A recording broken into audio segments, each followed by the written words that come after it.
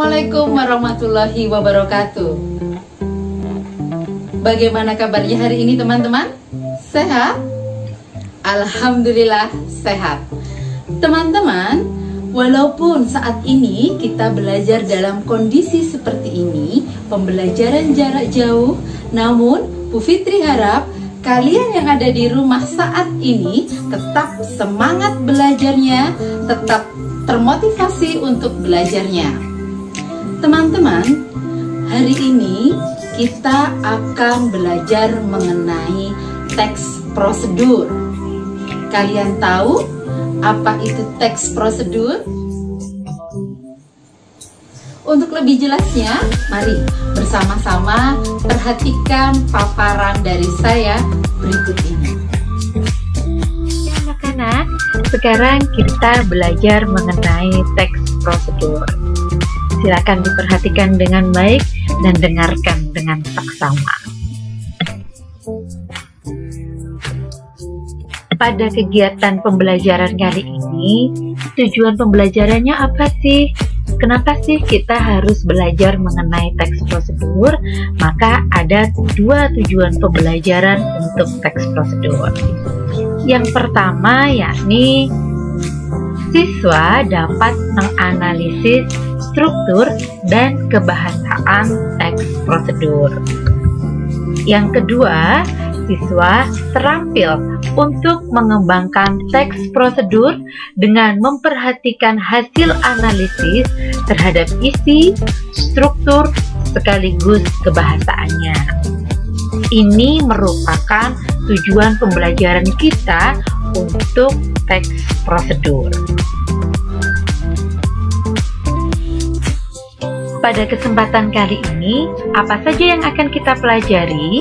Yang pertama yakni kita akan belajar pengertian dan isi teks prosedur. Yang berikutnya kita akan mengetahui pernyataan umum dan tahapan dalam teks prosedur. Yang ketiga, kita juga akan belajar mengenai bagaimana struktur teks prosedur dan kebahasaan dalam teks prosedur. Dan yang terakhir tentunya kita diharapkan untuk mampu menyusun teks prosedur sesuai dengan struktur dan kaidah kebahasaannya.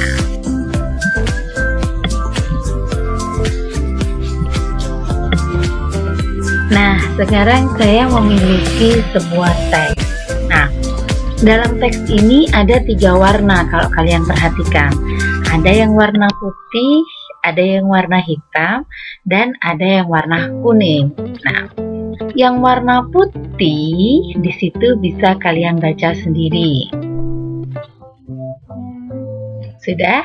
Sekarang silakan dibaca yang warna hitam.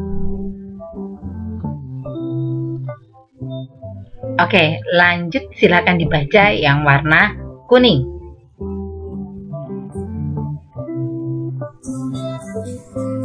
Setelah kalian membaca teks ini, dalam pikiran kalian, teks apakah ini? Ada yang bisa menebak? Oke, bagus, benar.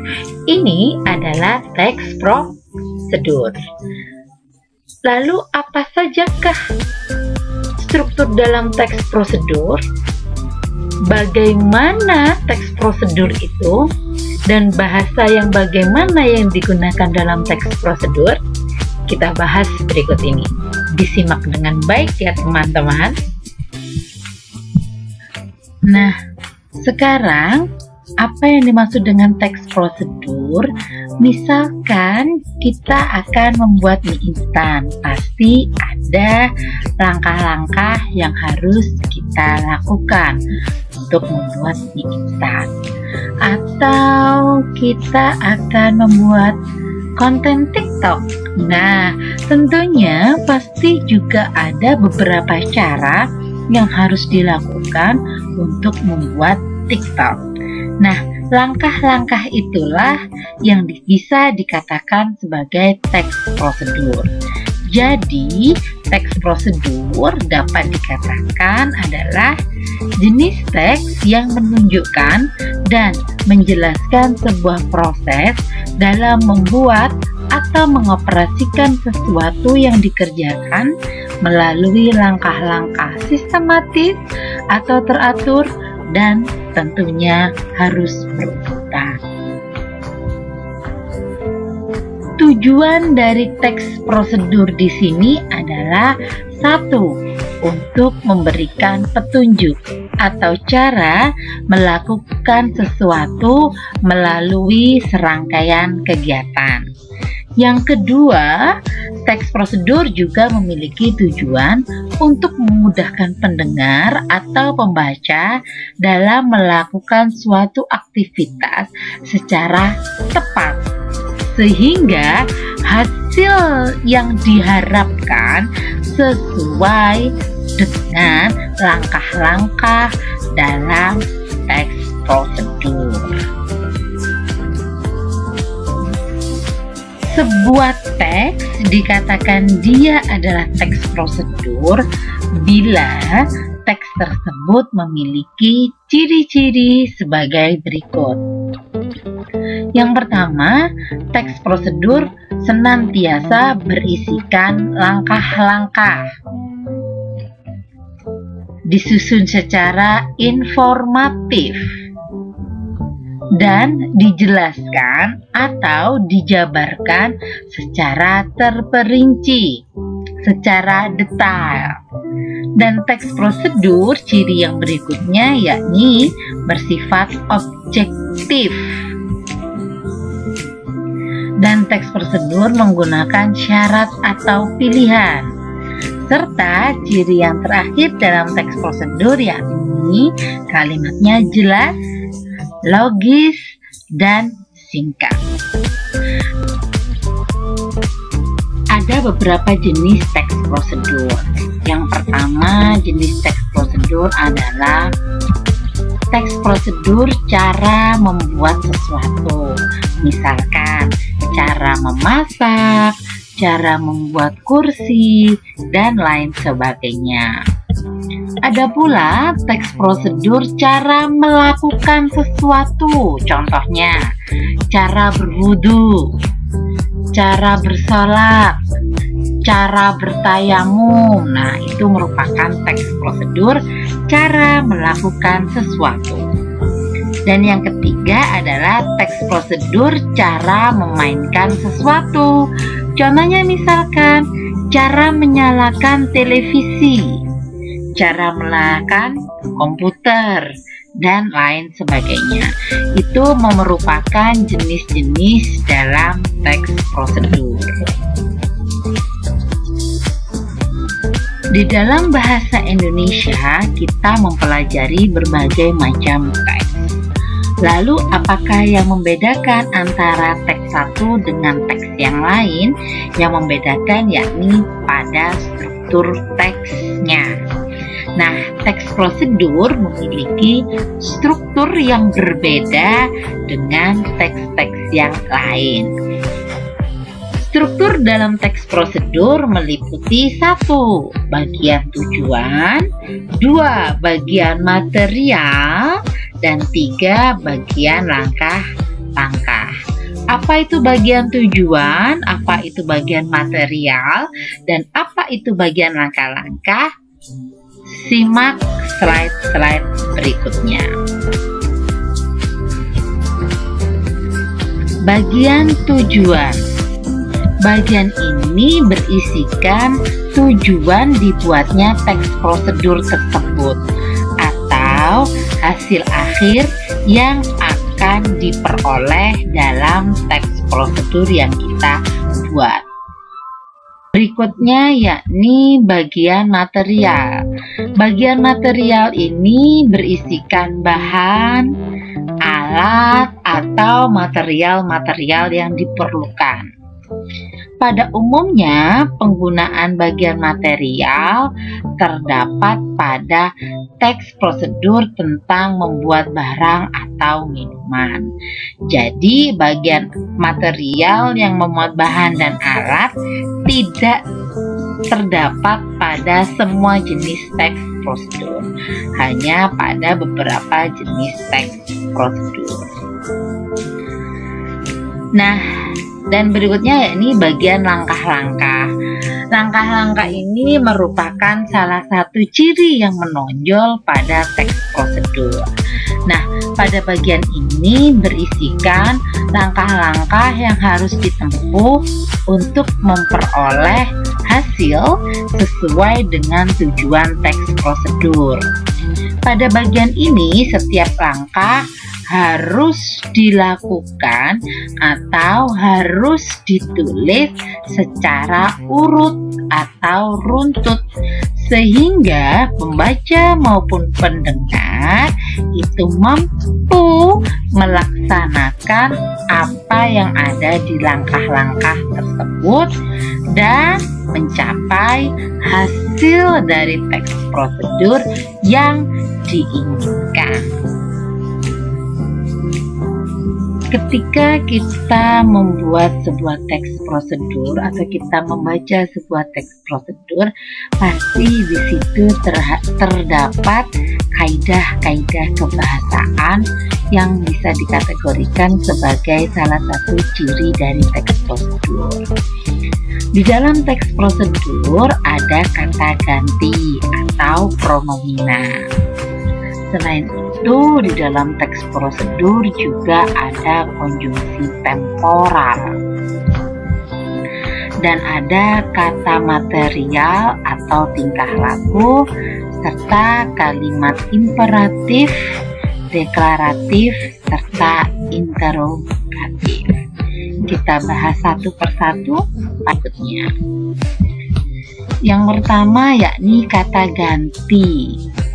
Nah, kata ganti di sini yakni berfungsi untuk menggantikan benda dan menamai. Contohnya, nya, mereka, kita. Nah, itu adalah kata ganti. Yang berikutnya yaitu kata hubung. Di sini bertugas untuk menghubungkan dua klausa atau lebih. Yang pertama ada kata hubung syarat, ada jika, apabila. Lalu juga ada kata hubung atau konjungsi temporal, yakni kemudian, setelah itu, lalu. Kaidah kebahasaan yang berikutnya dalam teks prosedur ada kalimat imperatif, deklaratif, dan interrogatif. Kalimat imperatif itu merupakan kalimat perintah. Bisa di situ dilihat contohnya adalah campurkan semua bahan. Nah, itu kalimat imperatif. Sedangkan kalimat deklaratif atau kalimat berita di situ dicontohkan kadang-kadang pecahan kaca ditambahkan. Nah, itu. Lalu berikutnya juga ada kata kerja material. Kata kerja material itu kata kerja yang merujuk pada suatu tindakan fisik. Contohnya memotong, mencuci, itu adalah kata kerja material. Nah, teman-teman, dalam menyusun teks prosedur, ada baiknya kita memperhatikan langkah-langkah berikut ini. Yang pertama yakni menginventaris macam-macam kegiatan yang pernah atau dapat dilakukan. Yang kedua, menentukan tema kegiatan. Dalam mencari tema kegiatan, kalian tidak usah sulit-sulit. Cukup perhatikan lingkungan yang ada di sekitar. Misalkan ketika kalian melihat ada perkebunan, gimana ya caranya kalau kita bikin teks prosedur cara mencangkok. Nah, itu juga bisa. Jadi tema cukup perhatikan pada lingkungan sekitar saja. Lalu juga membuat kerangka dalam bentuk topik kegiatan secara garis besar. Lalu kalian juga bisa membuat sistematika kerangka dengan benar dan mudah dipahami oleh pembaca. dan mengumpulkan bahan, serta yang terakhir adalah mengembangkan kerangka menjadi sebuah petunjuk yang jelas dan lengkap. Ini yang harus diperhatikan. Oke, next, di penghujung ini ayo kita berkreasi dengan teks prosedur. Apa yang harus kalian lakukan? 1. Tentukan teks prosedur yang akan kalian susun. Tentukan temanya. Kira-kira aku mau buat teks prosedur tentang apa ya? Tidak usah yang terlalu sulit, teman-teman. Cukup perhatikan lingkungan sekitar. Yang kedua, kumpulkan sebanyak mungkin informasi mengenai topik yang akan dibahas. Yang ketiga, tentukan pernyataan umum, material, langkah-langkah teks prosedur tersebut.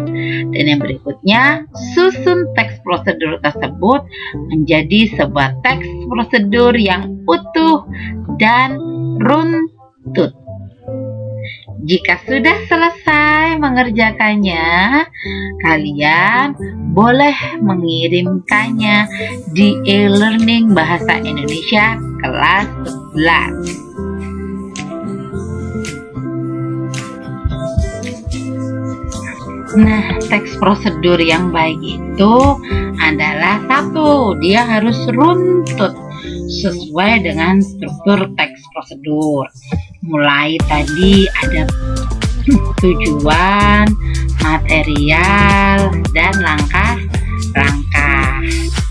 Lalu yang berikutnya sesuai dengan kaidah kebahasaan teks prosedur. Dan terakhir tentunya kerjakan dengan baik dan kumpulkan tepat waktunya.